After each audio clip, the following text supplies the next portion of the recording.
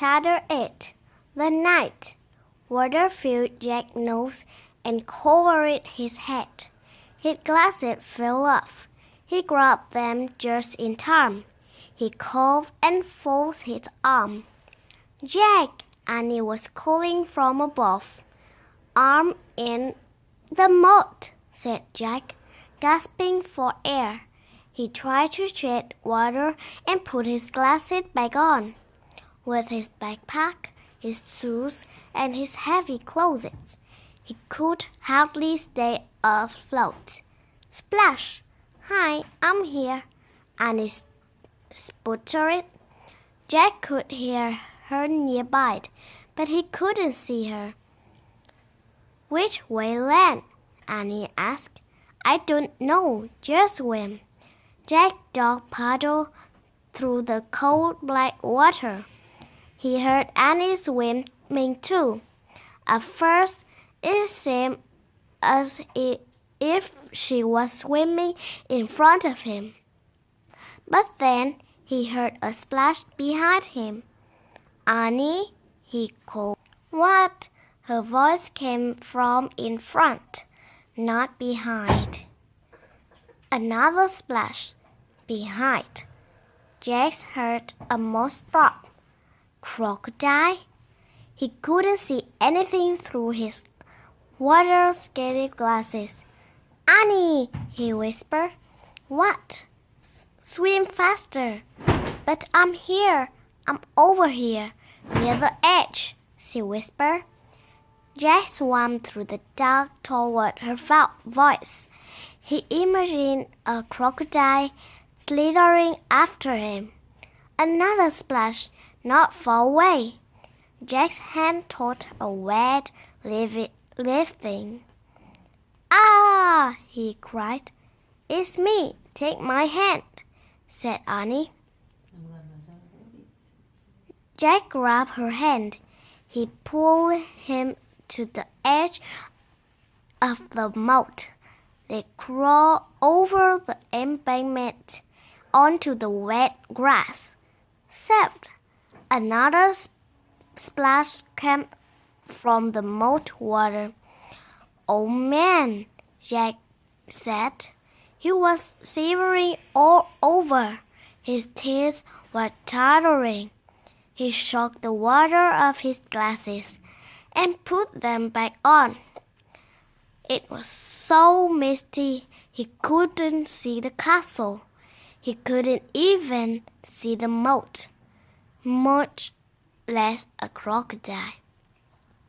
We made it," said Annie. Her teeth were chattering too. "I know," said Jack, "but where are we?" He peered at the foggy darkness. Where was the drawbridge, the windmill, the hothouse, the grove of trees, the tree house? Everything had been swallowed up by the thick, scurvy darkness. Jack reached into his wet backpack and pulled out the flashlight. He pulled the switch. No more light. They were trapped, not in darkness, but in the still, cold darkness. "Nee!" a horse whinnied. Just then the cloud parted.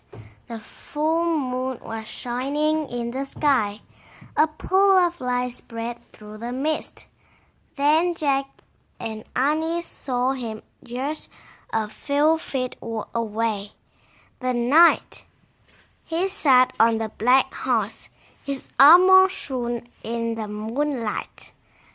A visual hid his face, but he seemed to be staring straight at Jack and Annie. Chapter 9 Under the Moon. Jack froze at him and whispered. The knight held out his gloved hand. "Come on, Jack," Annie said. "Where are you going?" said Jack.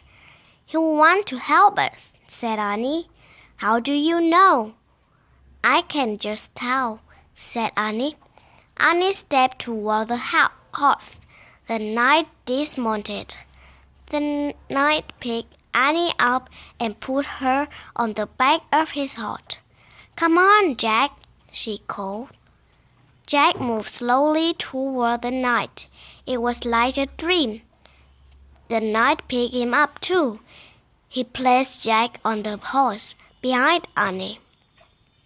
The knight got on behind them. He slapped the rein. The black horse cantered beside the moonlit water of the moat. Jack rocked back and forth in the saddle. The wind blew his hair. He felt very brave and very powerful. He felt as if he could ride forever on this horse with his mystery knight, over the ocean, over the world, over the moon. A heart shrieked in the darkness. "There's a tree house," said Annie. She pointed toward the grove of trees. The knight steered the horse toward the tree. "See, there is it," Annie said, pointing to the ladder. The knight brought his horse to a stop. He dismounted and helped Annie down. "Thank you, sir," she said, and he bowed. Then Jack, "Thank you," he said, and he bowed also. The knight got back on his horse. He raised his gloved hand. Then he slapped the rein and rode off through the mist. Annie started up the tall ladder. Then Jack followed. They climbed into the dark tree house and looked out of the window. The knight was riding toward the outer wall. They saw him go through the outer gate. Clouds started to cover the moon again. For a brief moment, Jack thought he saw a mole gleaming on the top of the hill beyond the castle. The cloud covered the moon completely, and a black mist swallowed the land. "He's gone," whispered Annie. Jack shivered in his wet clothes, and he kept staring at the blackness. "I'm cold," said Annie. "Where's the Pennsylvania book?" Jack heard Annie fumble in the darkness. He kept looking out the window. "I think there is," said Annie. "I feel a skilled bookmark." Jack was only half listening. He was hoping to see the night a mole gleam again in the distance. "Okay, I'm going to use this," said Annie, "because I'm thinking the right one. Here goes. Okay, I'm pointing. I'm going to wish. I wish we could go to Frocket." Jack heard the wind begin to blow, softly at first. "I hope I pointed to the right picture in the right book," said Annie. "What?" said Jack. Looked back at her. "Right picture? Right book?" The treehouse began to rock. The wind got louder and louder. "I hope it wasn't the dinosaur book," said Annie. "Stop!" Jack shouted at the treehouse. Too late. The treehouse started to spin. It was spinning and spinning. The wind was screaming. Then suddenly there was silence, a solid silence. Chapter 10. One mystery solved. The air was warm. It was dawn. Far away a dog barked. "I think that Henry barking," Annie said. "We did come home." They both looked out the treehouse window. "That was closed," said Jack. In the distance, street light lit their street. There was a light on in the upstairs window. "Ooh," said Annie. I think Mom and Dad are up. Hurry. Wait. In the desk, Jack unzipped his backpack. He pulled out the castle book. It was quite wet, but Jack placed it back with all the other books. Come on, hurry, said Jack, scuttling out of the treehouse. Jack followed her down the ladder. They reached the ground and talked up between the gray, black trees.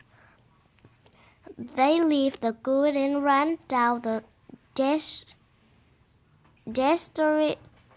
street. They got to the yard and crept up across the lawn, right up to the back door. Jack and Annie slipped inside the house. They're not downstairs yet, whispered Annie. Shh, said Jack. He led the way up the stair and down the hall. No sight of his mom or dad, but he could hear the water running in the bathroom. The house was so different from the dark, cold castle. So safe and cozy and friendly. Annie stopped at her bedroom door. He gave Jack a smile, then disappeared inside the room. Jack hurried into his room. He took off his damp clothes and put on his dry, soft pajamas. He sat down his bed and unzipped his backpack. He took out his wet notebook. He felt around for the pencil, but his hand touched something else. Jack pulled the blue leather bookmark out his backpack.